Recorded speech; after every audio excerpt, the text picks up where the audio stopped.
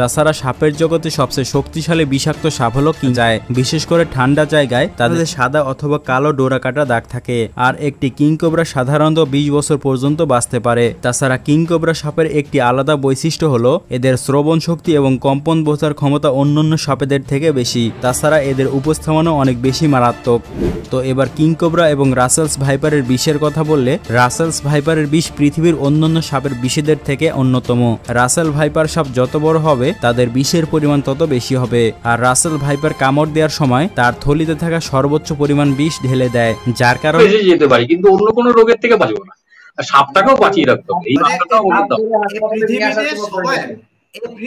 এই পৃথিবীতে সবাই বাঁচার অধিকার আছে, সবার অধিকার, নিরাপদে বাঁচার অধিকার আছে।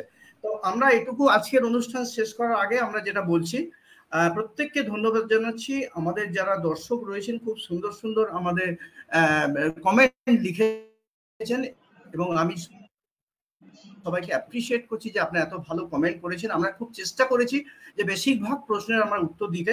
একদিনে সব প্রশ্নের উত্তর দেওয়া সম্ভব না, যে একটা ডক্টর মজুমদার যেটা বলেছেন, অনেক ছবি দেখানো গেল না। কিন্তু আমার মনে হয় আজকে আপনাদের মতো এত বিদগ্ধ মানুষের সমাবেশে যে আলোচনাটা হলো, সেই আলোচনাটায় অনেক কিছু আমরা জানতে পারলাম, দর্শকরা অনেক কিছু জানতে পারলেন।